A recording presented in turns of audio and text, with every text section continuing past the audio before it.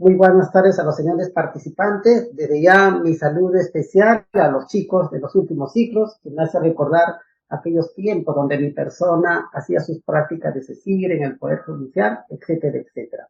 Bueno, hoy día vamos a tocar un tema o un registro que de alguna manera deben haberlo escuchado, pero que de alguna manera también es rico en su disertación. Vamos a hablar hoy día del registro de personas naturales. Miren, amigos, miren, señores estudiantes, miren, señores participantes.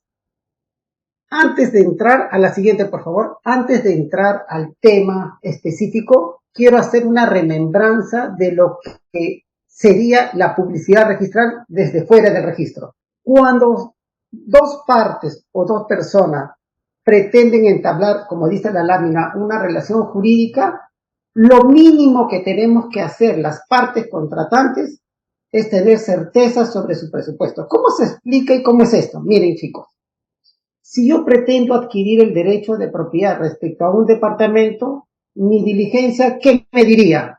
Verifica si efectivamente tu vendedor es propietario. Si yo pretendo comprar un inmueble libre de embargos, libre de hipotecas, ¿qué debería hacer? Verificar si respecto a la partida registral de la SUNAT se encuentra afectada dicho inmueble. Con esto me van a entender mucho mejor y tiene relación con el poder y con el registro de personas naturales. Si alguien pretende venderme un inmueble, atento, si alguien pretende vender un inmueble hacia mi persona y esa persona invoca una representación, implícitamente me está queriendo decir que tiene un poder de representación. Yo con mi abogado, yo no soy abogado, pero con mi abogado, diligentemente, ¿qué deberíamos verificar? Que efectivamente este representante tiene la representación que dice tener. Y nosotros, ¿cómo podemos concretar nuestra diligencia? Esto es, ¿cómo nosotros podemos saber que efectivamente el vendedor es titular registral? Que efectivamente la partida registral sobre cual quiero adquirir un inmueble no está afecta a ninguna hipoteca, a ningún embargo. ¿Cómo yo puedo verificar y tener la certeza que efectivamente este representante tiene la representación que dice tener? ¿Cómo lo puedo verificar? A través de la publicidad registral. Mire, la publicidad registral no es otra cosa que aquel sistema que permite la exteriorización de las diferentes situaciones jurídicas incorporadas al registro. Repito, en el registro hay dos grandes registros como tal. Uno es el servicio de publicidad y otro es el servicio de calificación de título. Yo momentáneamente y por unos segundos y quizás por unos minutos voy a hablar cómo es el servicio de publicidad. Respecto a ello, que he dicho que la publicidad registral está referida a la exteriorización de las diferentes situaciones jurídicas incorporadas. Y se dice que esta publicidad es organizada porque su administración, esto es, de alguna manera, de repente no han tenido ninguna experiencia todavía ustedes, pero cuando hablamos de publicidad registral, ¿estamos hablando de una entidad privada o estamos hablando de una entidad pública? De hecho, y la respuesta le doy inmediatamente, la publicidad registral de situaciones jurídicas incorporadas al registro descansa en el Estado y específicamente descansa su organización, su dirección en la Superintendencia Nacional de los Registros Públicos. La SUNAR es la entidad que dicta las normas técnicas para normar la publicidad registral. Cuando yo digo que la publicidad está referida a la divulgación de las diferentes situaciones jurídicas incorporadas al registro, no hay que dejar de decir que también la publicidad también está referido a los títulos archivados que dio mérito a las inscripciones. A ver, de repente ustedes ahí, de repente se me están yendo lejos y no me están entendiendo. Imaginemos que yo compro un inmueble. Normalmente, para que tenga acceso al registro, esta transferencia y llegue a tener acogida registral, esta compraventa se debe materializar en un instrumento público. Específicamente, ¿qué? En una escritura pública. Imaginémonos que al registro llega una escritura pública de transferencia de un departamento X. Si se llega a inscribir, Ojo, si se llega a inscribir, se materializa en una partida. Y la publicidad puede estar referida a la copia literal de esa partida donde aparece el dominio de este nuevo propietario. Pero cuando yo digo que la publicidad también se extiende a los títulos archivados, mañana más tarde un tercero, al tomar conocimiento de la inscripción en una partida registral de esta compraventa, quiere tener acceso a ese documento que dio mérito a la inscripción. Cuando yo quiero tener acceso a ese documento, a esa escritura pública que dio mérito a la inscripción de la compraventa, se llama publicidad del título archivado. ¿Qué cosa es? Publicidad del título que en su momento dio mérito a la inscripción de la compraventa. Por eso yo digo que la publicidad también está referida a los títulos archivados. Y acá hay un detalle importante. Ojo, cuando yo digo que la publicidad está referida a la cognoscibilidad, lo que estoy manifestando es que la SUNAT no garantiza conocimiento efectivo. Lo único que garantiza la SUNAT como entidad del Estado, ¿qué cosa es? La posibilidad que todos nosotros, que todos los ciudadanos podemos tener acceso a ¿qué? Al contenido de las partidas registrales, al contenido de los títulos archivados. Por eso es que en teoría yo considero que SUNAT no me garantiza conocimiento efectivo. SUNAT me garantiza ¿qué cosa? Posibilidad de conocer. Si yo quiero comprar, quiero celebrar un contrato en relación a un automóvil, en relación a un inmueble, etcétera, etcétera, ¿qué debo hacer? La SUNAT me dice, Esben Luna, ven, acércate, investiga, averigua, sé diligente, antes de comprar ese departamento a esa determinada persona, verifica que efectivamente ese vendedor es el propietario. Por eso se dice en teoría, bueno, de repente algunos me cuestionan, pero yo descanso que la SUNAT solamente me garantiza posibilidad de conocimiento. Si nosotros contratamos a espaldas del registro, en su momento asumiremos la responsabilidad. ¿Cómo es esto? Cuando yo digo, ojo, acá hay otro detalle, no se olviden, la SUNAT solamente garantiza posibilidad de conocimiento, no conocimiento efectivo. Según, otro tema importante, la publicidad en la lámina se dice está limitados a los efectos. ¿Cómo se explica? Cuando yo digo que la publicidad está referida a la exteriorización de las diferentes situaciones jurídicas incorporadas al registro, estoy queriendo decir que a través de la SUNAT, que a través de la publicidad, yo no publicito contratos, etcétera, etcétera. Y pongo los ejemplos. Si yo llego a inscribir un contrato de compraventa, lo que el registro no publicita el contrato de compraventa, lo que el registro publicita sus efectos. Esto es, quién es el nuevo titular registral. Si yo llego a inscribir una adjudicación, una permuta, una donación, el registro no publicita permutas, el registro no te publicita el contrato de donación. Lo que el registro te publicita, ¿quién es? El nuevo titular como consecuencia de ¿qué? De la adjudicación judicial, de la permuta, de la donación, etcétera.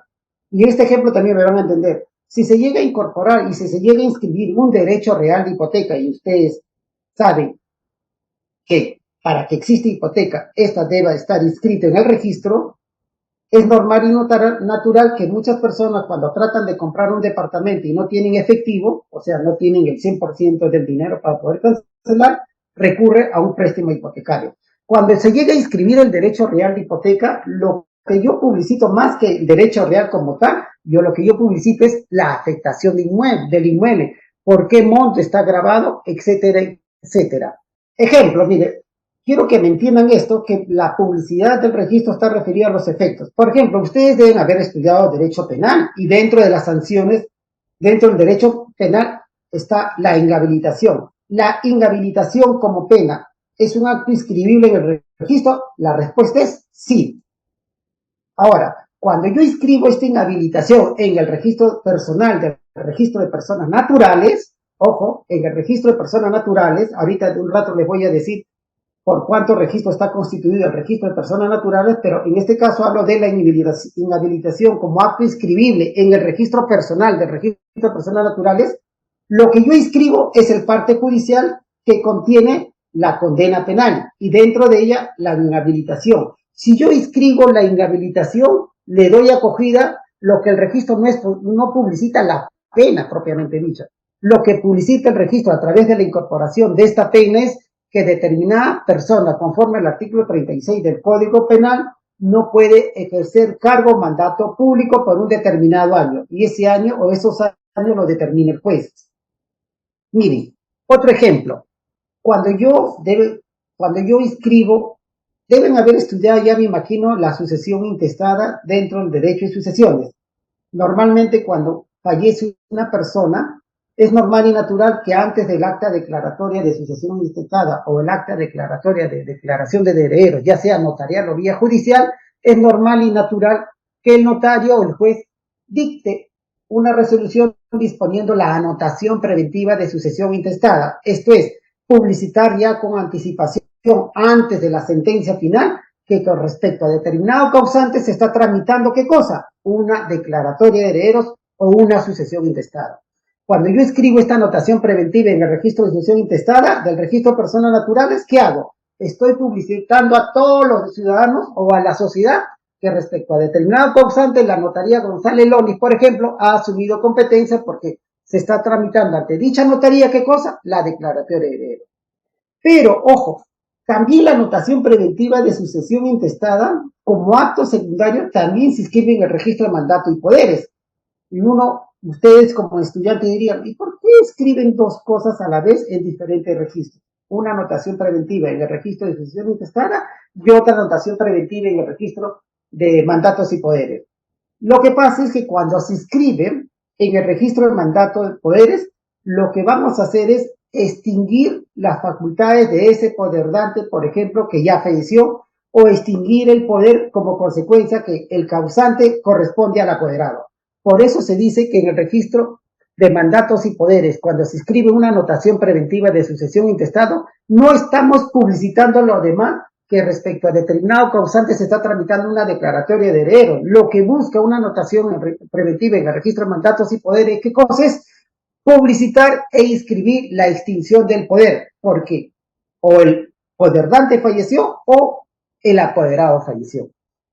Otro ejemplo, cuando yo inscribo una separación convencional, ¿la separación convencional es un acto inscribible en el registro personal del registro de personas naturales? Sí.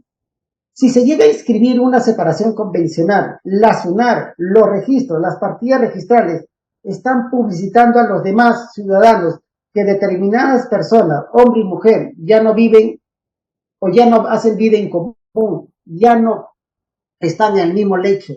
Esa es la finalidad cuando se escribe una separación convencional, publicitar a los demás que dos determinadas personas, hombre y mujer, ya no viven juntos o ya no conviven.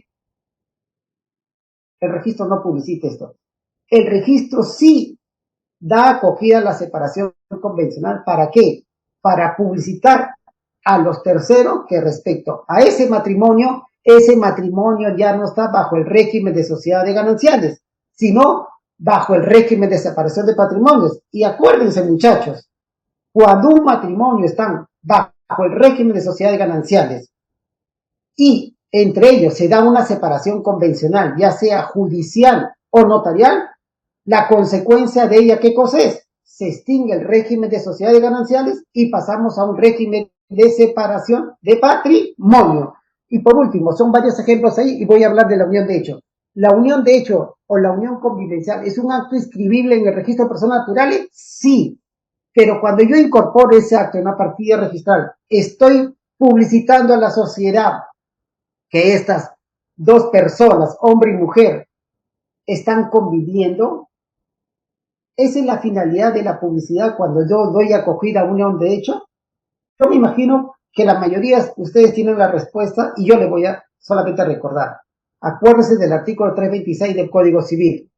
Cuando se reconoce legalmente, ya sea vía notarial o vía judicial, una unión de hecho, una unión convivencial, ¿cuál es el régimen patrimonial para ellos? El Código Civil dice que el régimen en una unión de hecho, en una unión convivencial, es el régimen de sociedades gananciales. Por tanto, si doy yo acogida registral a una unión de hecho, nunca se olviden, lo que publicita el registro a través de la unión de hecho, ¿qué cosa es? Que estas dos personas que hacen vida en común están bajo el régimen de sociedad de gananciales.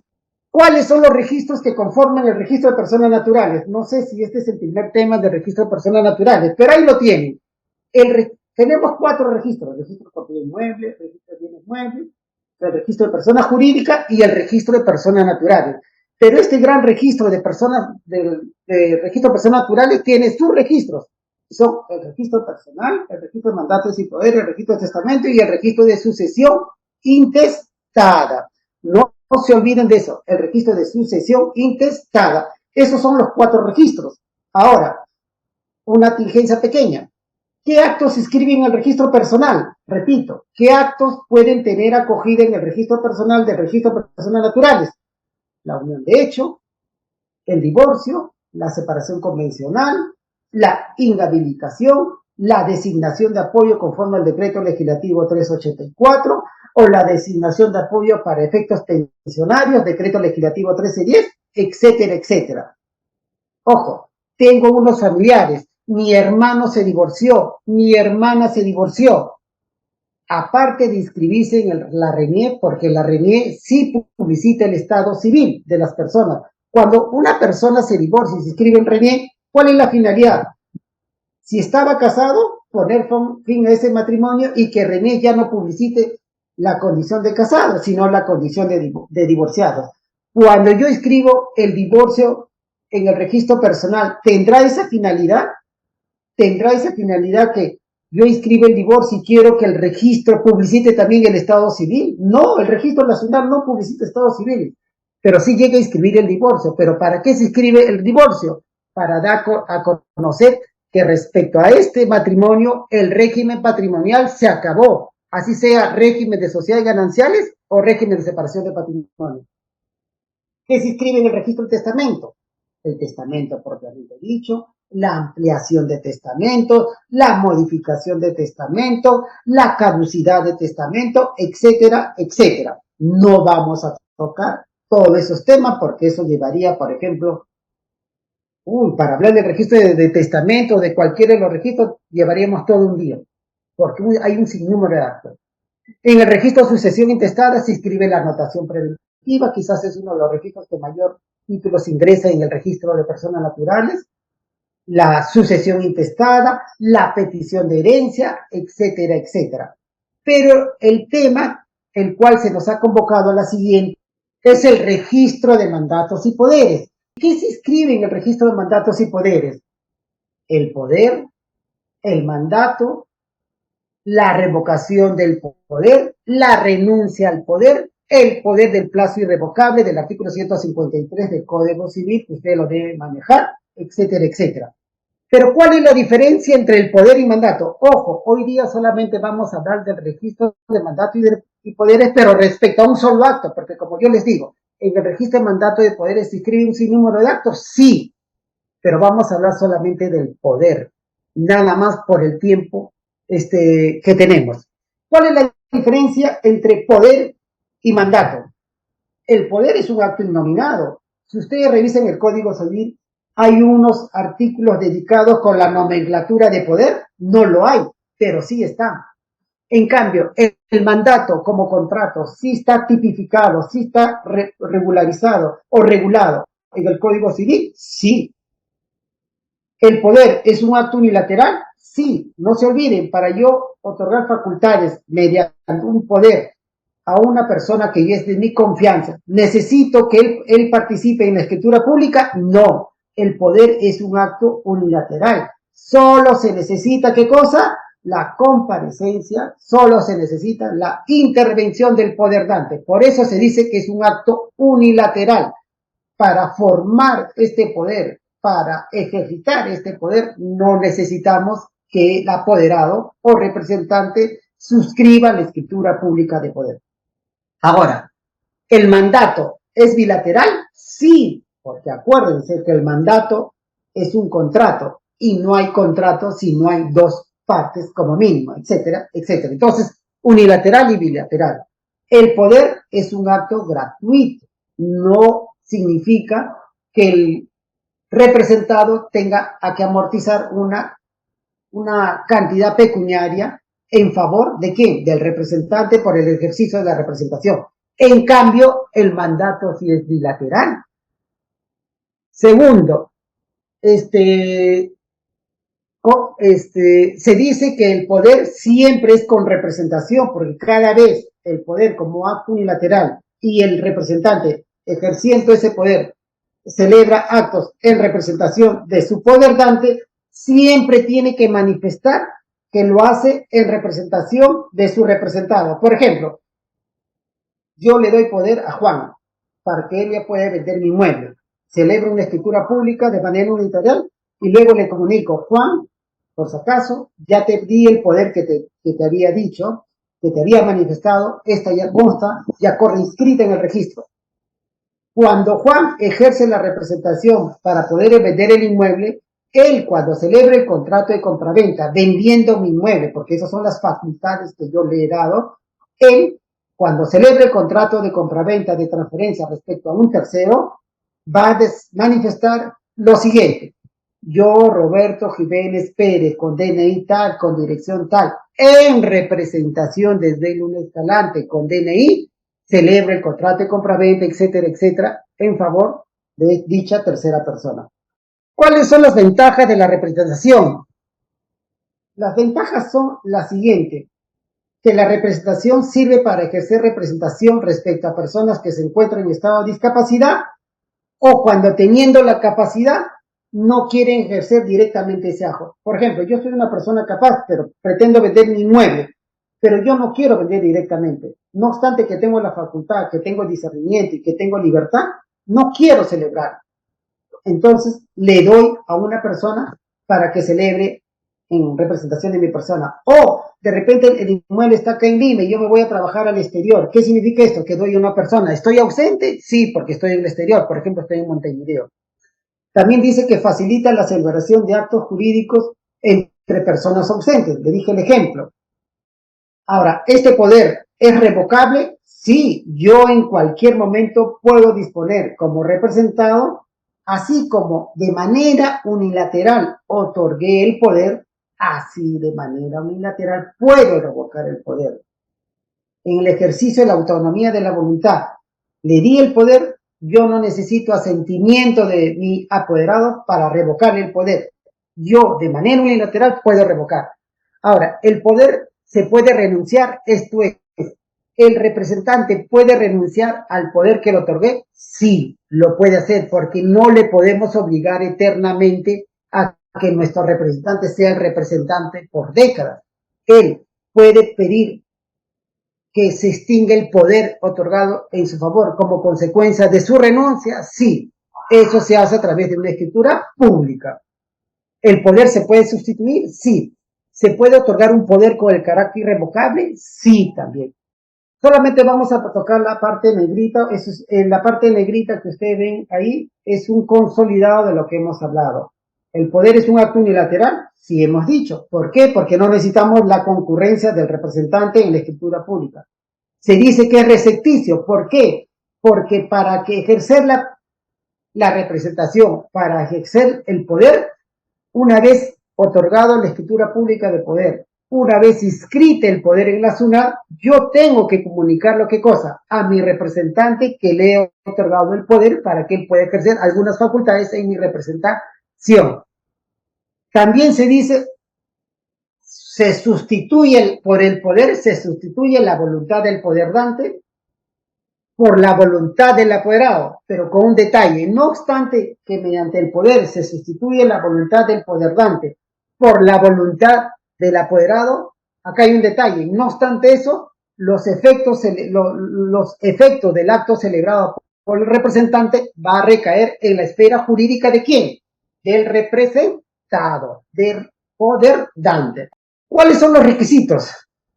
Vamos a desarrollar uno por uno.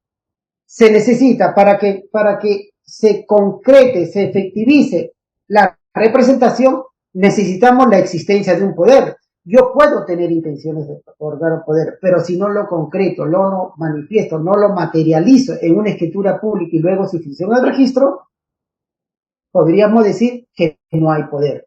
Si quedan intenciones, no es suficiente para ejercer la representación. Se tiene que concretar. Para que haya poder, tiene que haber representante y representado. De nada sirve que yo de manera unilateral otorgue un poder sin hacer mención de quién va a ser mi representante en la escritura pública. Otro detalle, y volvemos a repetir, en el ejercicio de la representación, en el ejercicio del poder, el representante tiene que siempre manifestar que ejerce la representación en nombre de su representado. Y el representante, para ejercer la representación, tiene que tener las facultades suficientes para ejercer el acto o contrato que pretende celebrar. Si yo solamente le doy facultades a mi representante para arrendar el inmueble, mi representante podrá celebrar un contrato de compraventa. La respuesta debe ser unánime. No, porque yo, como poder dante, solo le otorgué facultades. ¿Para qué? Para que celebre contratos de arrendamiento respecto a mi departamento 301. Pero no le he dado facultades conforme al artículo 156 del Código Civil, las facultades de disposición. Ahora, ¿cuáles son las causales de la extinción de un poder? Acuérdense, pone fin a la persona, la muerte y la declaración de muerte presunta. ¿Dónde está manifestado esto? Lo que yo le digo está en el libro primero del Código Civil. Pone fin a la persona, la muerte y la declaración de muerte presunta. Por ejemplo, si se encontrase inscrito un poder en el registro de mandatos y poderes del registro de personas naturales y se produce el fallecimiento del poder dante o del representado, que es lo mismo, automáticamente ese poder tiene que ser extinguido. ¿Por qué? Porque murió pues el poder dante, murió el representado. Como consecuencia de ello, es normal y natural, por ejemplo, en esos casos que en el registro, cuando se produce la muerte de un representante o de un apoderado, los ciudadanos presenten la partida de defunción, ya sea del poder dante o del representante. Se verifica que son las mismas personas y se inscribe la extinción del poder como consecuencia de la muerte del poder dante o del apoderado. La declaración de muerte presunta, también, acuérdense, la declaración de muerte presunta. Si no tenemos conocimiento por lo menos 10 años del desaparecido o 5 años de la persona mayor de 80 años, también da lugar a la declaración de muerte presunta. Y la declaración de muerte presunta también se inscribe en el registro de mandato de poderes para poder extinguir, ¿qué cosa? El poder, al igual que la declaración judicial de ausencia. Acuérdense que son 2 años. Esta declaración judicial de ausencia también se inscribe en el registro de mandatos y poderes. Para publicitar su ausencia, no. Miren, un detalle, le estoy haciendo acordar de lo que dijimos al comienzo. Si yo inscribo la declaración judicial de ausencia en el registro de mandatos y poderes, a través de ese acto, no más que publicitar la declaración de ausencia, cuando se inscribe en el registro de mandatos y poderes este acto, es para extinguir el poder, ya sea por la muerte del poder dante o la muerte del representado. También se puede extinguir el poder o la representación cuando le hemos manifestado hace unos momentos, cuando el propio apoderado presenta su escritura pública de renuncia a la representación. También se puede extinguir el poder por vencimiento del plazo. ¿Y cómo es esto? Sencillo. Imaginemos que yo me acerco a la notaría, le doy mediante escritura pública un poder a José Pérez Soto, pero yo en la cláusula final o al comienzo puedo manifestar, puedo establecer que el poder que le otorgo solo es hasta febrero del año 2025. Una vez llegado febrero del año 2025, sin ningún acto adicional, tiene que considerarse extinguido el poder. Por ejemplo, entonces, tenemos una partida registrada. No sé si ustedes han tenido ya conocimiento de una ficha o partida registrada. Imaginémonos, ¿no? Que acá dice poder dante apoderado. Están las facultades y dice, este poder vence, o las facultades que le otorga mi representante es hasta el 25 de febrero del año 2025. Llega el 25 de febrero, llega el 26 de febrero del año 2025, sin ningún acto adicional, debe considerarse extinguido el poder. ¿Por qué? Porque la voluntad del poder dante fue solamente hasta el 25 de febrero. Necesitamos de un acto adicional el 27 de febrero, el 28 de febrero, el 4 de marzo, de una escritura pública para extinguir el poder que venció el 25 de febrero. No. por el transcurso del plazo automáticamente queda extinguido el poder. Vamos a hablar de la inscripción del poder. El instrumento idóneo, al menos en el Perú, para dar acogida a un poder es el poder plasmado en un escrito con firma legalizada, el poder plasmado con firma fedateada del funcionario de la ciudad o mediante escritura pública. La respuesta cae por su propio peso. Conforme al principio de titulación auténtica del 2010 del Código Civil, para acceder al registro, este poder debe descansar en un documento público y específicamente en una escritura pública. Se necesita minuta, como si se necesita en el contrato de compraventa o el contrato de donación.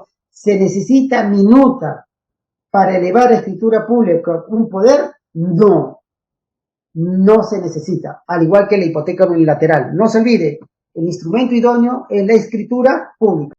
Miren, tenemos la escritura pública, pero toda escritura pública llega al registro, o a través de qué medios llega al registro. Deben estar estudiando ustedes la ley del notariado, que es el decreto legislativo 1049. El artículo 85 de dicha ley habla de traslados notariales. Esto quiere decir expedición del archivo notarial de ciertas escrituras públicas. ¿Cómo se hacen estos traslados? El artículo 85 habla que son 3 traslados que regula la ley notariado, que es el parte notarial, el testimonio y la boleta. Tratándose de poderes plasmados en escritura pública, ¿cuál es el traslado idóneo para tener acceso al registro? No es la boleta, no es el testimonio, sino el parte notarial. Por tanto, los poderes otorgados ante notarios de la República, ante notarios del Perú, el traslado idóneo para tener acogida registral, ¿qué cosa es? El parte notarial del poder. Otro detalle, si estos poderes, porque ustedes se imaginan, hay muchos peruanos también que están en el exterior, en Buenos Aires, en Medellín, qué sé yo, en La Paz, en Montevideo, en Miami, en Barcelona, en Madrid. Estos peruanos podrían otorgar un poder en el extranjero para que su padre, para que su esposa pueda vender un inmueble que se encuentra acá en el distrito de La Victoria, en el distrito del Ritmo, en el distrito de Surco. Tendrían necesidad ellos, que estando en el exterior, tengan que venir acá para otorgar un poder ante un notario de la República. La respuesta es negativa. No es necesario que ellos vengan al Perú para otorgar un poder y ese poder ser ejercido en el territorio de la patria. Ellos tienen la posibilidad de ¿qué? Que acercarse a los consulados peruanos, por ejemplo, de Buenos Aires, al consulado de Miami, al consulado de Barcelona, etcétera, al consulado del Perú en Barcelona, mejor dicho de esa manera, al consulado del Perú en Buenos Aires, etcétera, etcétera. Entonces no se olvide, tratándose de poderes otorgados ante notarios del Perú, parte notarial. Tratándose de poderes otorgados ante consulados de nuestro país en cualquier ciudad del mundo, parte consular. Y hay un caso que también puede ser por testimonio. Hay poderes que de repente están inscritos, están archivados en el Archivo General de la Nación, o poderes otorgados ante notarios propios de un país extranjero. ¿Un peruano puede otorgar un poder ante un cónsul peruano en Buenos Aires? Sí. Pero ese peruano también podría otorgar un poder ante notario de Argentina. Sí. En ese caso nos adjuntan no el parte notarial, sino el testimonio de dicho notario de Buenos Aires. A la siguiente. ¿Qué es el parte notarial? No voy a inventar. Es el instrumento idóneo para poder tener acogida registral. Ahora, atentos acá, por favor. Al 10 para las 5, pasamos al debate, a un pleno, a una resolución que he enviado a ustedes para que lo puedan leer y dar su opinión. ¿Qué apreciación van a tener cada una de ustedes respecto a lo resuelto por el Tribunal Registral? No se olviden, el segundo párrafo, voy a explicar el segundo párrafo. Cuando se otorgue poderes ante notario de la República, hemos dicho que debe ser mediante un parte notarial. acá viene la pregunta. El notario, cuando pretende inscribir dicho poder en el registro, ¿lo va a enviar físicamente el poder? O sea, en soporte papel, así como lo tengo en la mano y me ven, o va a ser a través de una plataforma electrónica. Hoy por hoy, en todo el territorio de la República, todo poder que se otorga ante notario de la República, esto es ante notario del Perú, el traslado constituido por el parte notarial debe ser ingresado a través de una plataforma electrónica, a lo que nosotros llamamos sistema de intermediación digital. Esto es SIC. No se olviden, por favor, hoy en el Perú, si se presenta un parte notarial en soporte papel al registro de mandatos y poderes del registro de personas naturales en soporte papel, llega al ingreso, llega a manos del el registrador lo tiene que tachar, porque esa no es la vía. Todo parte notarial de poder tiene que ser ingresado a través del sistema de interpretación digital, sí. Bueno, y esa es la norma que regula la 169, donde se ha dispuesto que a nivel nacional todos los poderes que quieran pretender tener acogida registral tiene que ser a través de una plataforma digital, que esto es el SIC. Entonces, no se olviden, respecto al poder, podemos inscribirlo a través del parte notarial. Y si es ante notario público de la República, el acceso al registro es a través de la plataforma electrónica vía SIC. Ahora vamos, mire, el poder, hemos hablado del parte notarial, ¿no es cierto? En la República del Perú, en el territorio nacional. Pero también hablamos del parte consular, de aquellos poderes que se otorguen en el exterior, específicamente en los consulados peruanos de La Paz, en los consulados peruanos de Managua, en los consulados peruanos de qué sé yo, de Panamá, etcétera, etcétera. Normalmente son en su mayoría los peruanos que van a esos consulados para otorgar poder y dicho poder sea ejercido en el territorio nacional. Hoy por hoy en día, los partes consulares pueden tener acceso a través de dos vías, en soporte papel o en soporte físico, lo que está prohibido con los notarios del Perú, y también a través del parte consular vía sistema de intervención digital. Repito, parte notarial ante notario de la República, plataforma digital, sí. Parte consular que viene del exterior, puede hacerse de dos maneras el ingreso al registro. Parte consular físico o parte consular vía SIC. Lo voy a desarrollar para que puedan entender así. El parte consular físico, ¿qué significa? Les voy a detallar cómo es el desarrollo. Un peruano se acerca al consulado del Perú en Buenos Aires y manifiesta ante el cónsul, porque conforme al reglamento consular, el cónsul peruano en Buenos Aires tiene las facultades de un notario para cierto acto. Esto es, el cónsul hace de notario en los consulados ubicados en el exterior y este peruano se acerca ante el cónsul eleva a escritura pública este poder. Se otorga el poder y ya está, digamos, santificado, está formado esa escritura pública de poder. Este parte consular, ¿cuál es su tratamiento? Una vez otorgada la escritura pública de poder del cónsul peruano en Buenos Aires, él expide el parte consular. El peruano que está en Buenos Aires, ¿qué hace con el poder? Porque ese poder lo quiere para que dicha representación deba ser ejercida en el Perú. Ese poder, ese parte consular que está en soporte físico es remitido a nuestro país. Me imagino que lo recibe un familiar, etcétera, etcétera. Ese familiar recibido el parte notarial el parte consular de poder lo lleva al Ministerio de Relaciones Exteriores. ¿Para qué?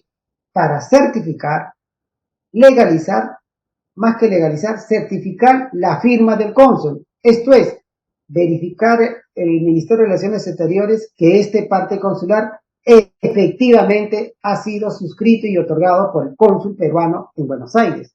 Entonces, esta escritura pública, cuando viene del exterior, este parte consular físico estoy hablando, cuando viene del exterior, ¿del avión se va a la SUNAT? No se va a la SUNAT. Del avión, entre comillas, se va al Ministerio de Relaciones Exteriores. ¿Para qué? Para certificar la firma de ¿quién? Del cónsul. Ahí una vez legalizado, certificado la firma del cónsul o del Ministerio de Relaciones, pone una etiqueta y eso nos sirve para nosotros para verificar con certeza que este parte consular es auténtico. Ese es más o menos, hay en detalle más pasos, pero a grosso modo es eso. El parte consular del exterior no viene directo a SUNAT. Previamente tiene que irse al Ministerio de Relaciones para certificar la firma del cónsul peruano en Buenos Aires, del cónsul peruano en Santiago de Chile. Acuérdense, parte consular por los consulados puede ser vía física, pero también puede ser vía digital. ¿Cuál es la norma que autorizó que los poderes otorgados por los consulados también sean acogidos al registro a través de una plataforma electrónica? El artículo 120 del reglamento consular y las resoluciones de la Superintendencia Nacional de Registro Público, que de alguna manera trabajaron también para que evitar, digamos, falsificaciones, garantizar seguridad jurídica, que los partes consulares también ingresen a través de la vía digital, a través de la plataforma electrónica. Hoy por hoy, los partes consulares son ingresados de dos maneras. Uno, a través de soporte papel o parte físico, y que se va al Ministerio de Relaciones Exteriores. Segundo, la otra posibilidad es a través del sistema de internación digital. Y hoy por hoy, inicialmente, desde enero, comenzaron a ingresar poderes otorgados ante consulados peruanos de Miami y de Iquique. Hoy, a partir de febrero, se está dando acogida o recibiendo partes consulares vía digital en las ciudades que usted tienen a la vista. Ahí nos quedamos, por favor, hacernos unas preguntas sobre el caso que les voy a dar. Ahí los organizadores le van a alcanzar la resolución del tribunal registral. Y esta resolución, en esta resolución se debate si para la inscripción de un poder es necesario que se identifique con el documento de identidad al apoderado. ¿Cómo es esto? Por ejemplo, acuérdense del poder como poder, que hemos dicho, es un acto unilateral. Si yo como poder dante me acerco a la escritura, me acerco a la notaría, para plasmar el poder se necesita la concurrencia mía, esto es la comparecencia. Y si yo comparezco ante notario, no voy a comparecer solamente con mi nombre de pila y apellido. De hecho, comparezco también con mi DNI, y mi DNI da cuenta que de mi número de documento de identidad, ¿no es cierto? El detalle es que cuando el poder dante otorga el poder a José Pérez Soto, no hace mención del documento de identidad del apoderado. Por ejemplo, digo, yo en una primera cláusula, doy facultades a José Pérez Soto para ejercer las siguientes facultades. Hay una lista de facultades, pero yo como poder dante no lo identifico al 100%, solamente doy cuenta de su nombre de pila y apellido, José Pérez Soto. Acá, en este caso, el registrador o registradora, no me acuerdo, se presentó un poder bajo las características que le he mencionado, pero el poder dante no hace mención del documento de identidad de su apoderado. El registrador en primera instancia denegó la inscripción porque para el registrador consideró indispensable que se haga mención del documento de identidad para evitar la homonimia.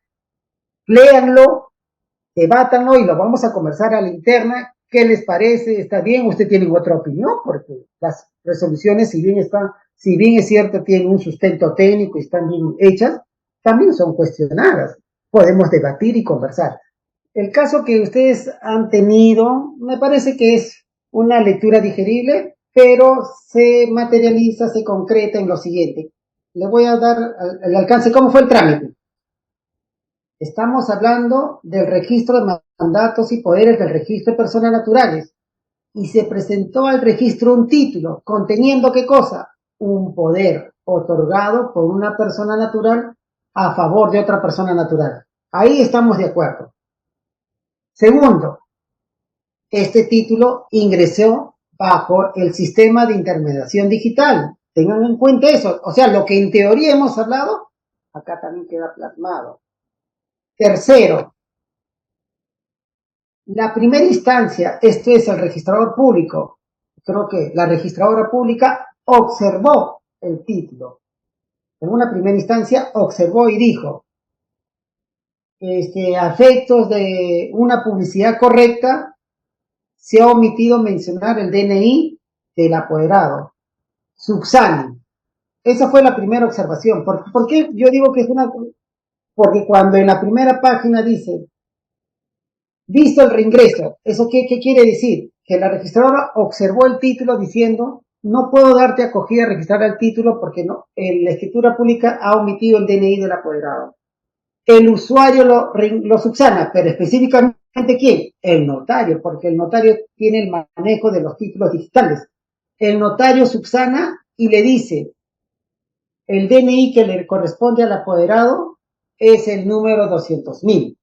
O sea, ingresó el título, se emitió una esquela de observación. Ante esa esquela de observación, el notario subsana y al momento de subsanar no le acompaña una escritura pública aclaratoria, sino un escrito y le dirá, bueno, acá yo no tengo los pormenores del escrito y debe haberle dicho, efectivamente, en la escritura pública no se ha hecho mención del DNI del apoderado, pero señora registradora, el DNI que le corresponde al apoderado es el número 200.000. Ante esta subsanación por el cual el notario buscaba ya la acogida registral de su título, buscaba la inscripción de ese poder, la registradora observa nuevamente el título y esa observación está en el numeral 2 de la resolución del tribunal, cuando dice, visto el reingreso, o visto el reingreso, visto usted, señor notario, que me dice usted que el DNI de la apoderada es el número de 200.000, no obstante eso, yo sigo observando y lo observó lo que ustedes tienen ahí en la mano. Ante dicha situación, el notario dijo, yo me observaron, subsané. No obstante esto, la registradora me observa por segunda vez. ¿Qué hizo el notario? ¿Volvió a subsanar? No. En ejercicio de la doble instancia, ¿qué hizo el notario? Apeló. Este notario, no me acuerdo el nombre, ya, apeló y al momento de apelar debe haber argumentado un sinnúmero de criterios para que se revoque en su momento la decisión de la primera instancia por parte del tribunal. El tribunal sostiene, así lacónicamente vamos a hablar, que primero, no hay norma legal o reglamento que disponga la obligatoriedad de que en un poder otorgado en forma unilateral el poder dante tiene que hacerse mención obligatoriamente del DNI número 200.000. Segundo, también dice algo el tribunal, ¿no? Que cuando se comparece ante notario, sí hay deber no solamente identificar al compareciente con su nombre, sino también con el DNI. Por tanto, en esta escritura pública compareció el poder dante, se identificó con su nombre y se identificó con su DNI. Como la apoderada no comparece, no hay necesidad de consignar el DNI, porque no compareció. Toda persona que comparece con su DNI, digamos, ¿no? Y su DNI da cuenta de qué cosa, de dos informaciones sustantivas, el nombre de pila, los apellidos y el número del documento de identidad. Pero como el apoderado no ha concurrido, no hay necesidad y no hay obligatoriedad de que se consigne el DNI. Tercero, acá hay un detalle, dice el tribunal, se puede complementar la omisión dada en esta escritura pública recurriendo a RENIEC. Y cuando ellos ingresan RENIEC, ingresan los apellidos y nombres del apoderado. Y no hay más, o sea, no hay homónimos. Esa es la tercera, el tercer sustento del tribunal. Y cuarto, dice, en la última página me parece que dice esto, el notario al momento de subsanar, como les manifesté hace unos minutos, dio cuenta que efectivamente, ¿no? En la escritura pública no se hizo mención del DNI, pero al momento de subsanar le dijo, señor registrador, me has observado, pero el DNI es este, y no obstante la registradora observó el título, ¿no? Entonces, hay 4 puntos en el cual el tribunal se valió para revocar la decisión del registrador y ordenar la inscripción. La última parte, repito, el tribunal hace mención que el notario al momento de subsanar hizo mención de qué cosa, del DNI del apoderado, y dice lo siguiente, que es el mismo, está en la última cara, ¿no?, del tribunal, que es el mismo número brindado por el notario público Espino Helguera en su escrito de substanciación del 19 de enero del año 2023, presentado a través del SIC, con la finalidad de brindar una adecuada publicidad.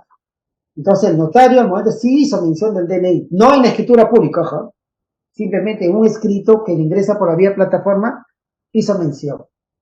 Esos 4 puntos fueron los puntos saltantes para que el tribunal revoque la decisión. ¿Alguna consulta? ¿Qué piensan ustedes?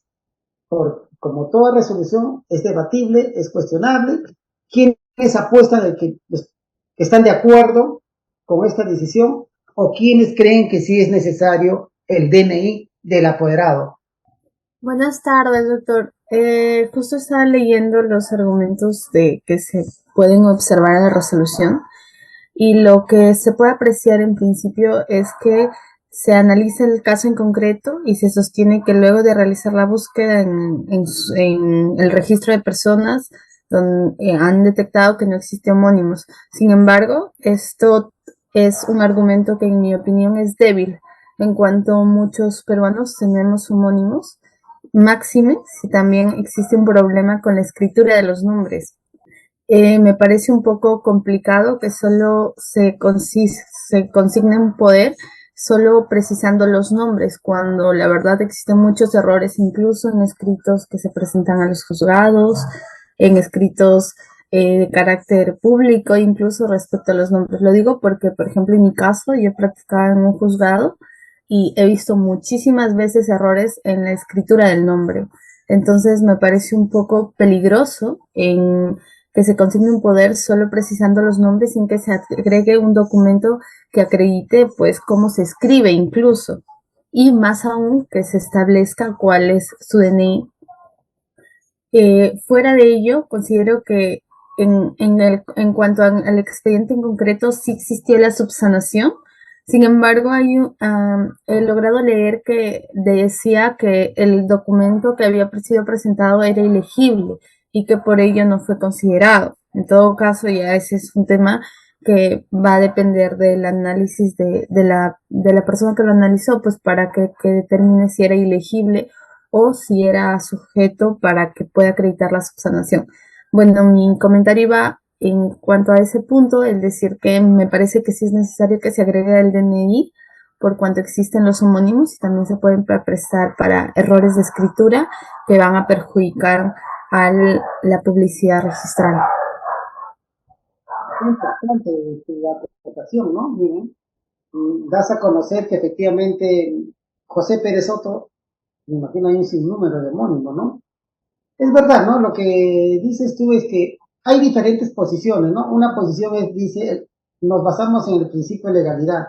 Y de acuerdo al principio de legalidad, como todavía no hay un reglamento del registro de mandatos y poderes, eso le doy la noticia. Se está trabajando, ya ha habido varios plenarios, pero hoy por hoy tenemos reglamentos de registro previo, tenemos reglamentos de personas jurídicas societarias, tenemos reglamentos de personas jurídicas no societarias, tenemos reglamento de propiedad vehicular, pero no tenemos ahorita el reglamento del registro personal, no tenemos el reglamento de mandatos y poderes. Sí tenemos el reglamento de testamento y sucesiones dentadas, ¿no? Entonces, algunos se basan que dicen que de acuerdo al principio de legalidad no hay base legal para exigir que obligatoriamente la escritura pública tiene que dar cuenta del DNI del apoderado, ¿no? Y hay un detalle. Si yo hubiese estado en el supuesto del registrador, imaginémonos por ahí, olvidémonos de la primera observación, porque la primera observación el registrador le dice, se ha omitido, es verdad, la escritura pública no daba cuenta del DNI, ¿verdad? Pero el notario al momento de subsanar, dice, debe haber dicho esto. Efectivamente, en la escritura pública no se ha hecho mención, el notario, la palabra del notario, no se ha hecho mención del DNI. Pero el mismo notario luego dice, no se ha hecho mención, pero este es el número del DNI.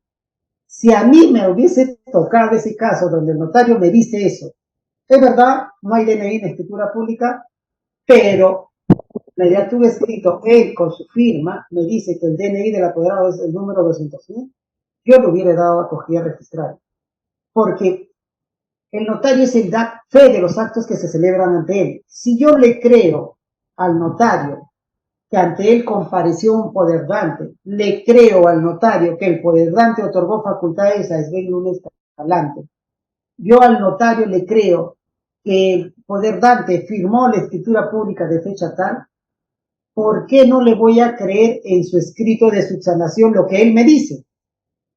Si él me dice que compareció en un escalante con el número 200.000, el poder dante, le creo. Yo no tengo por qué dudar, porque ha llegado a través de la plataforma digital. Si yo le creo que ante él compareció con su DNI de 200.000, ¿por qué en el escrito de subsanación no le puedo creer? Tengo que creerle también, pues, porque si en una primera información le creo, su segunda información también debo creerle. Entonces, ahí sí ya, bueno, no digo que soy dueño de la verdad, pero yo creo que ahí yo como registrador hubiese pasado. Esto quiere decir que hubiese escrito el poder, pero con el DNI que complementariamente en el escrito de subsanación me hizo saber el notario. Eso es por un lado, ¿no? ¿Alguna otra opinión? Doctor, buenas tardes, ¿me escucharon? Sí, te escucho, Sí, caballero. doctor. Sí, doctor. En este caso, pues, el caso es bastante interesante con respecto a, pues, es un caso bastante especial, ya que no, bueno, ahí señalan de que se realizó la búsqueda en el registro de RENIEC y no se encontró homónimos. Siempre se les suele pedir cuando hay estas discrepancias, se les suele, en este caso, bueno, se plantea la escala de observación, se le remite en este caso al presentante y se le solicita, ¿no?, que pueda presentar la documentación correspondiente a fin de acreditar en este caso la identidad. Ahora, si bien es cierto, en estos casos es más, bueno, he visto y es más común cuando interviene esa persona, por así decirlo, ¿no? O cuando olvidan colocar los datos del cónyuge en actos de disposición patrimonial. Pero en este caso que es de otorgamiento de poder, como bien es un acto unilateral, en este caso, sí, es cierto lo que se dice porque ya depende mucho del criterio del registrador.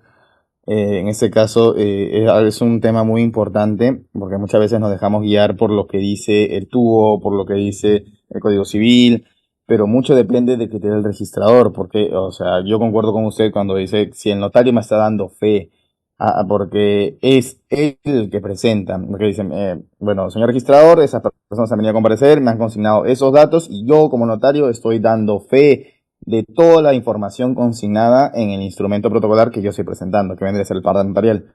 Entonces, cualquier responsabilidad no recae directamente en los intervinientes o los comparecientes, sino en el notario directamente, porque es el notario que da fe, o sea, de que esa persona tenía indicaba el número de DNI y de igual forma sí, o sea, no sé por qué llegó hasta el tribunal y en este caso, pudiendo en segunda instancia el registrador.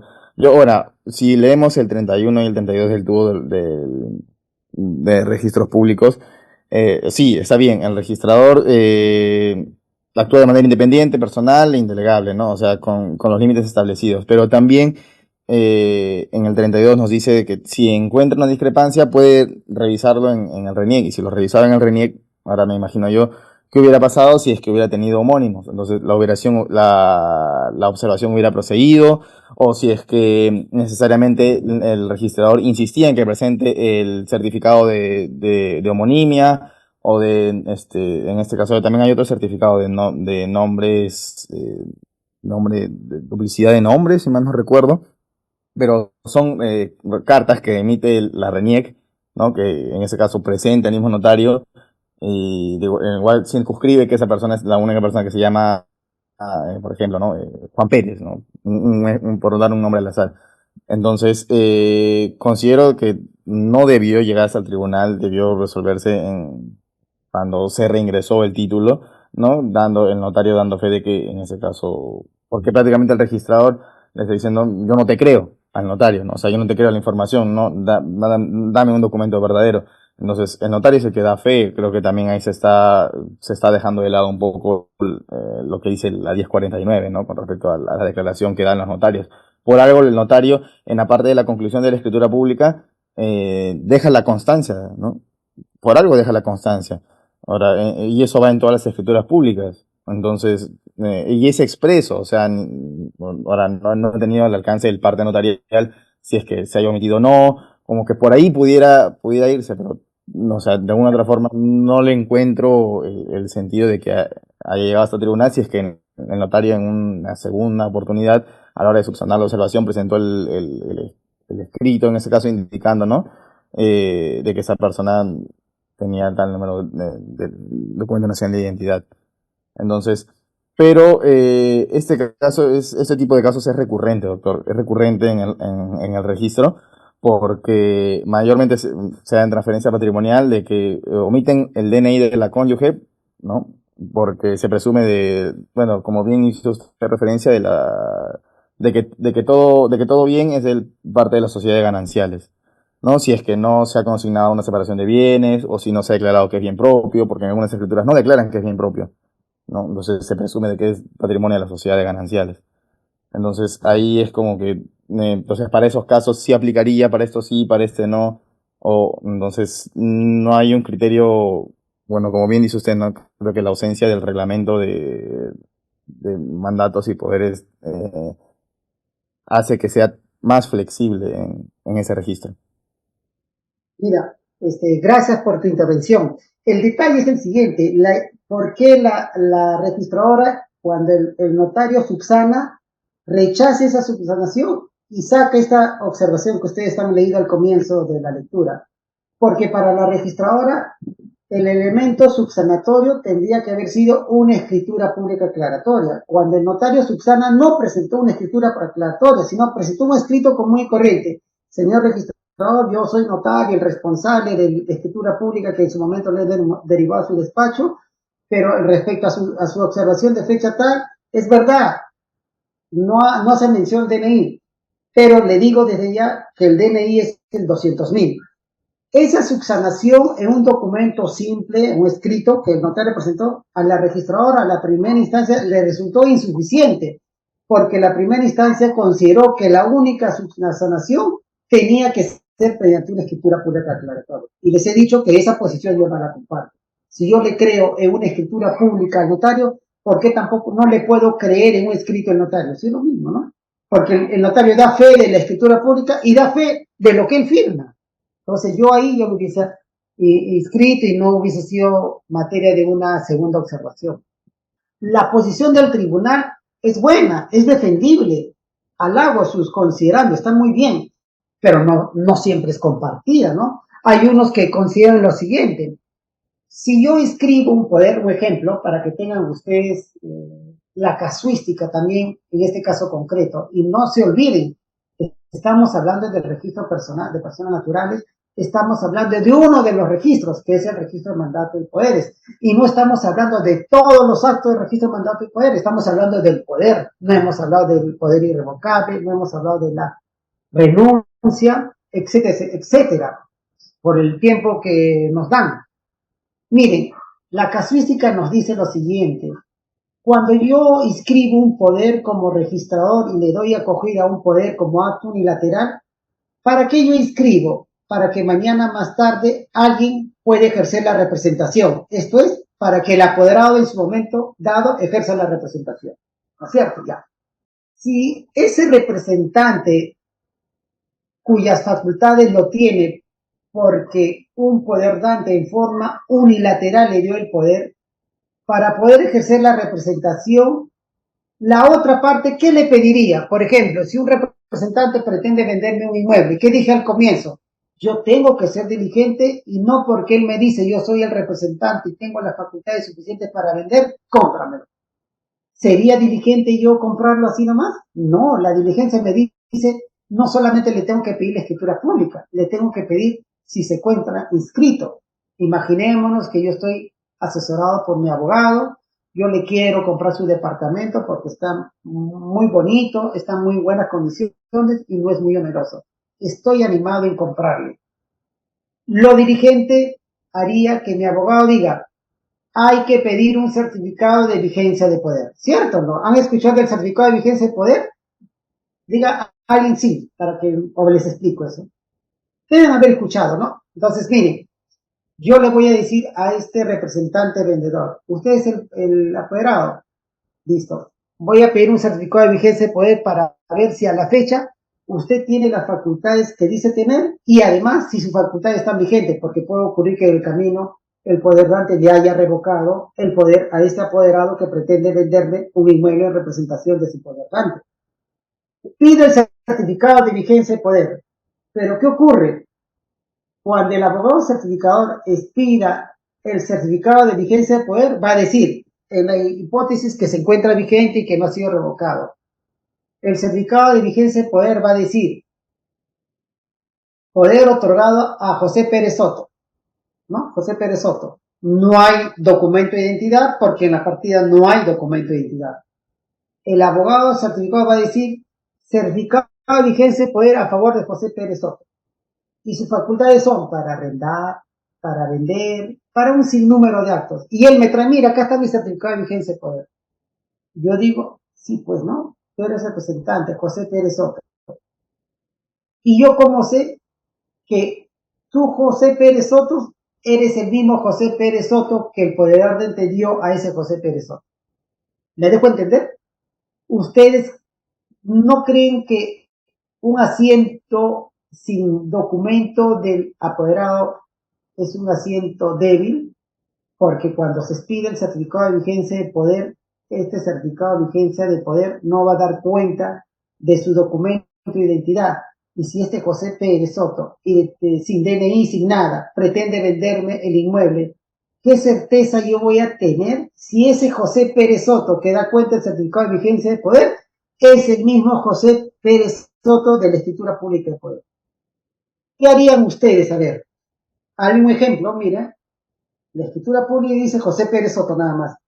La ficha o la partida registrada solamente habla del apoderado de José Pérez Soto. Y este apoderado José Pérez Soto pretende venderlos a ustedes un inmueble con su certificado de vigencia de poder, pero solamente el certificado de vigencia de poder habla de José Pérez Soto y no habla de un documento de identidad. ¿Le comprarían el inmueble o no? O ustedes dirían, hay que hacer otros actos posteriores para tener certeza que tú, José Pérez Soto, que te tengo al frente, es el mismo José Pérez Soto que da cuenta de la escritura pública de poder. A ver, ¿quién me contesta? ¿Qué piensa? Hay otros que dicen eso, ¿no?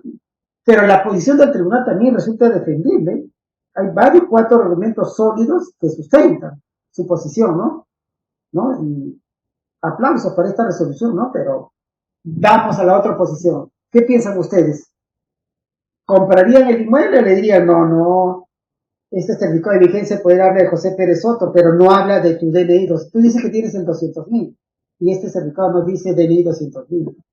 Pero yo soy José Pérez Soto de la escritura pública. Te va a decir eso. ¿Ustedes le comprarían o le dirían, mira, para yo tener la certeza que tú, José Pérez Soto, eres el verdadero José Pérez Soto de la escritura pública de poder, inscribe una aclaración del poder inscrito y en un segundo asiento que se rectifique el asiento A1 en el sentido que el documento de identidad que le corresponda a José Pérez Soto es el DNI 200.000. ¿Qué harían? ¿Le compran o pedirían que la partida registral y el certificado de vigencia de poder también se aclare y se precise que José Pérez Soto es 200.000? Mira, un caso tan sencillo es motivo para debate, para controversias, para asumir posiciones, unas a favor, unas en contra, y no estamos discutiendo acá lo bueno o interesante de los considerandos de esta resolución. Simplemente estamos dando a conocer nuestra posición modesta de cada uno de nosotros. A ver, ¿alguien puede tomar la palabra? Doctor, ¿me escucha? Sí, claro, por supuesto. Sí, bueno, yo levanté la mano hace rato. Yo sí, sobre su ejemplo tampoco compraría, porque obviamente pediría los documentos que usted mencionaba para cerciorarme y tener seguridad sobre lo que voy a realizar, el acto jurídico que voy a realizar. Pero, doctor, sobre la resolución, en este caso sobre la sentencia, principio, hay una contraposición entre el decreto legislativo del notariado y la figura jurídica del poder, toda vez que en el decreto se establece que una escritura pública requiere de la documentación del que va a comparecer, de que éste se identifique de manera certera, de manera fehaciente, para que pueda tener esa validez de escritura pública.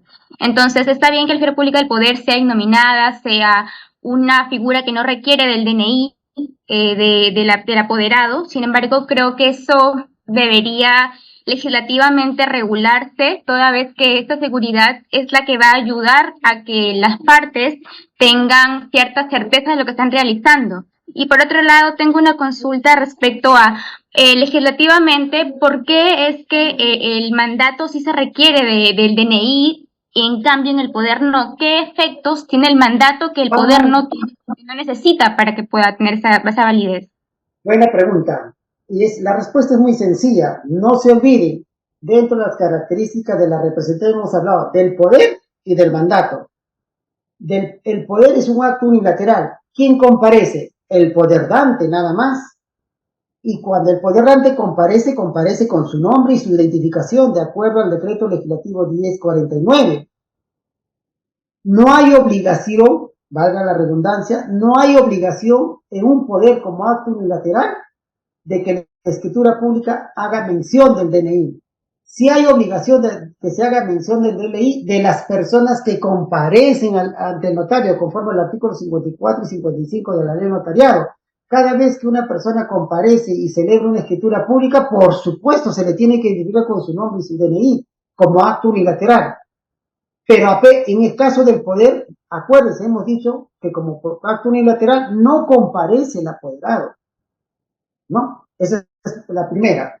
Ahora me dices, ¿y por qué si en el mandato sí hay más o menos obligatoriedad de que tanto mandante y mandatario sí se tiene que consignar su DNI? ¿Saben por qué?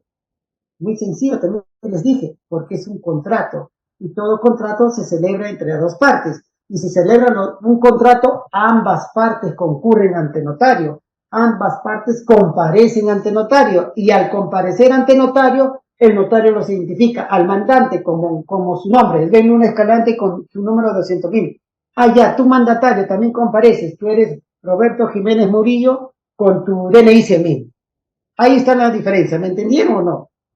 En el mandato, como contrato, ¿por qué ambos sí se da cuenta de su DNI? Porque ambos comparecen, ambos son personas contratantes, ambos contratantes comparecen ante notario, pero en el poder como acto unilateral, a diferencia del acto bilateral del mandato, solamente comparece ¿quién? El poder dante. Y si comparece el poder dante, se le tiene que reconocer mediante su documento de identidad y su documento de identidad. Puede ser, digamos, DNI, algunos son extranjeros con su carnet de extranjería, pasaporte, pero al menos un documento de identidad. ¿Alguna otra interrogante? Profesor Sven, tenía una consulta. Bueno, en los poderes usualmente, bueno, no es necesario que comparezca obviamente los apoderados, sí o sí es el poder dante, pero igual en el contenido del poder, igual se especifica bueno, por lo que he visto en la práctica, se especifica el DNI del apoderado, pero ya no sería en la comparecencia, sino se especifica en el cuerpo de la escritura pública, ¿no? Entonces, más o menos va mi pregunta, o sea, la resolución está criticando la comparecencia, yo lo que entiendo es que la resolución critica el hecho de que no esté en la comparecencia, o eso. No, la resolución dice que el notario ha cumplido su función porque sí ha identificado al compareciente, esto es, al poder dante. Claro. Y no hay necesidad del apoderado porque, entre otros, dice que no hay reglamento que obligue eso. Y es verdad lo que tú dices, de 100 poderes que se otorguen de manera unilateral, yo te aseguro que 98 sí hacen mención del documento de identidad del apoderado. ¿Por qué? Porque el compareciente dice, señor notario, quiero otro poder, y aquí vas a dar poder, doy poder a Esbel Luna Escalante con su DNI 200.000, porque desde ya, antes que el poder dante se acerque a la notaría, yo soy su compañero de confianza, un amigo de confianza, y no solamente me pide mi nombre, sino también me pide es ven, por favor, dame tu DNI. O en todo caso, es ven, dame la fotocopia de tu DNI. Porque cuando yo voy a comparecer, te tengo que identificar plenamente. Y tú vas a quedar identificado con el Sven Luna Escalante con tu DNI 200.000. Es verdad lo que tú dices. Si bien es cierto, la obligatoriedad solamente es con respecto al compareciente, en la casuística, en la práctica, de 100 títulos de poderes otorgados por personas naturales, 98 o 99 títulos sí dan cuenta del documento de identidad. Esto es, el poder dante sí manifestó no solamente el nombre de pila y apellido, sino también identificó con su documento de identidad.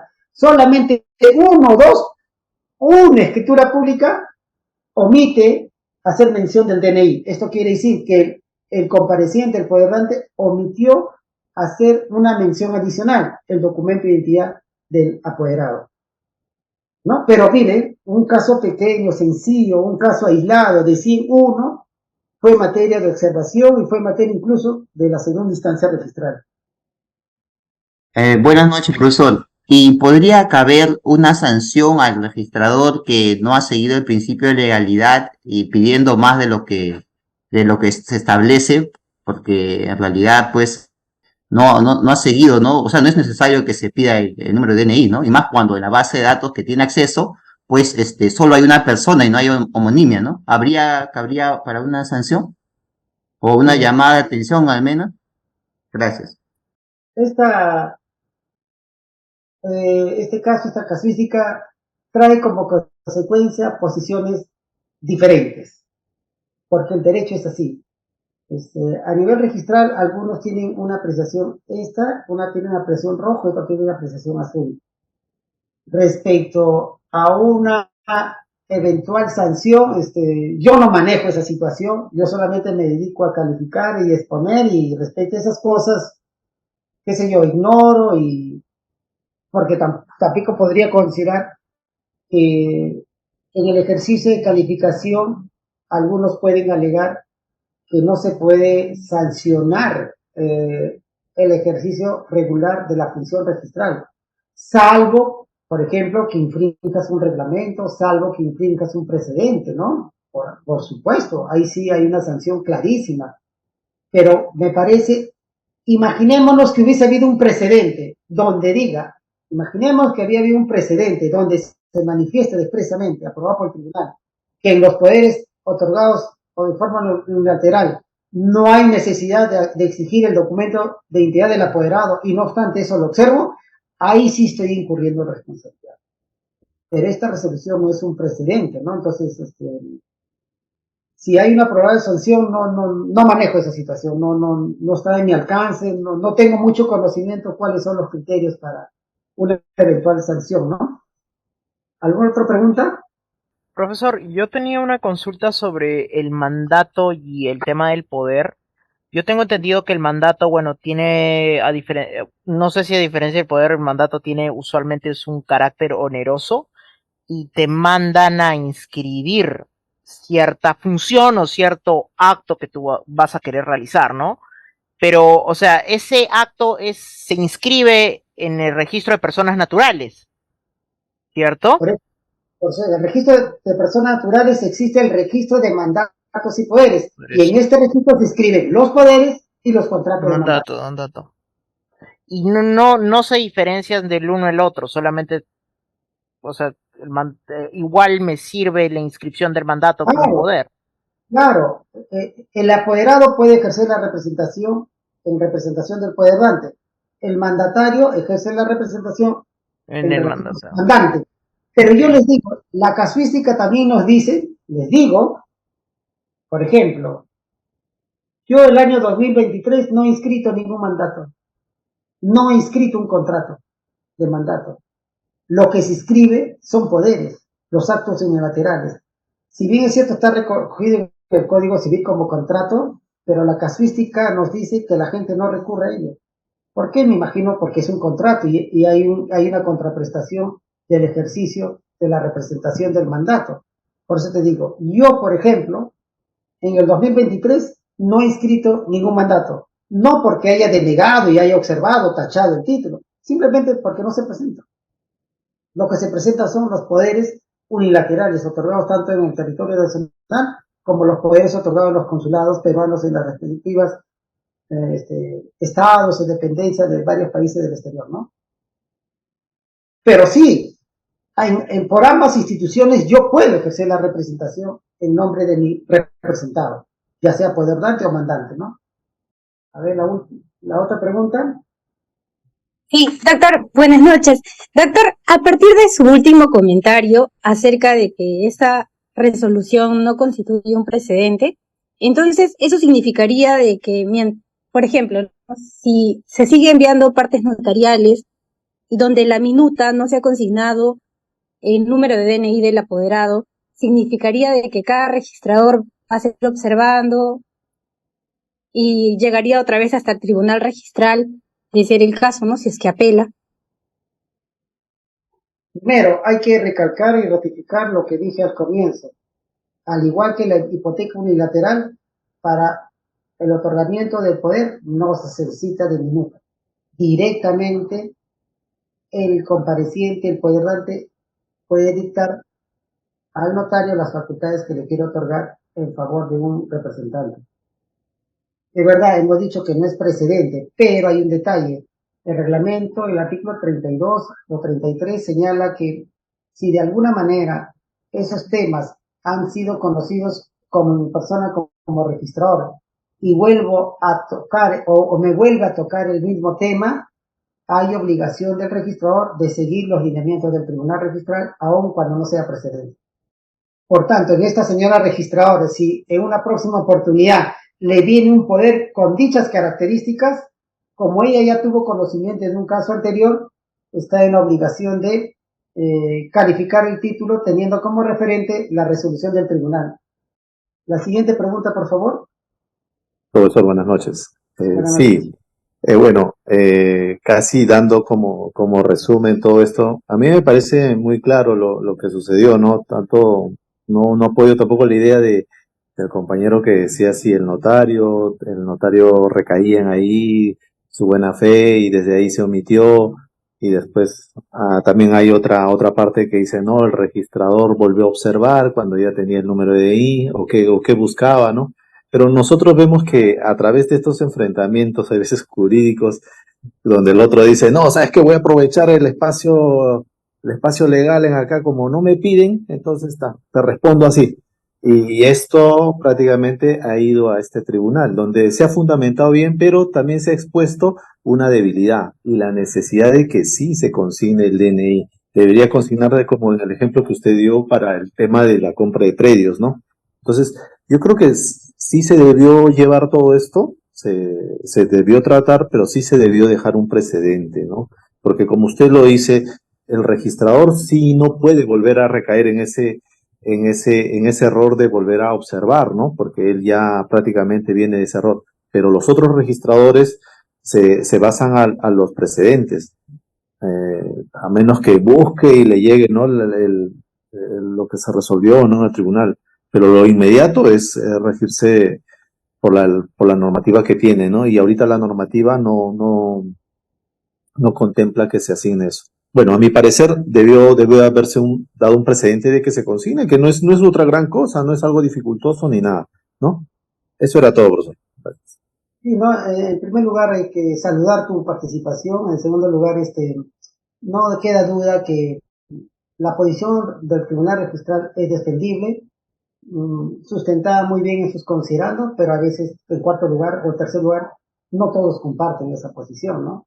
Y creo que esto se solucionaría con el próximo reglamento de mandatos y poderes, porque en el proyecto del reglamento y mandatos y poderes se ha señalado ya la necesidad que dé cuenta el poder, el documento de identidad del apoderado, ¿no? Yo saludo la participación de estos jóvenes que me hace recordar, bueno, lo ha dicho Carlita al comienzo, yo soy de la Facultad de Derecho de la San Martín, pero no de la San Martín de la Molina, yo soy de acá de Javier Prado, el último año así estuve acá de Javier Prado. Me hace recordar mi labor de cecigrista, de practicante, en el Poder Judicial, mis ansias de seguir adelante, mis ansias de seguir estudiando, mis ansias de seguir aportando, ¿no? Yo a ustedes les saludo por su participación, les saludo doblemente por ese ánimo de participar en eventos académicos. Ustedes están chiquillos, ustedes están jóvenes, tienen toda la fuerza para poder estudiar, deben saber de antemano que uno siempre puede estar estudiando, ¿no? Pero cuando uno ya tiene una labor, un trabajo, las horas de estudio disminuyen. Pero ustedes ahorita están jovencitos, aprovechen esta oportunidad y desde ya mi saludo y para vernos una próxima oportunidad. Normalmente mi nombre es Sven Luna Escalante, yo soy registrador del Registro de Personas Naturales. El tema que hemos hablado es un tema pequeño, el Registro de Personas Naturales es inmenso. Solamente hemos hablado hoy día del Registro de Personas Naturales, un acto, que es el poder. Y no solamente el poder, no hemos hablado del plazo poder irrevocable, la renuncia, etcétera, etcétera. Muchas gracias por su participación y espero que esta disertación haya sido de su provecho. Buenas noches a todos ustedes.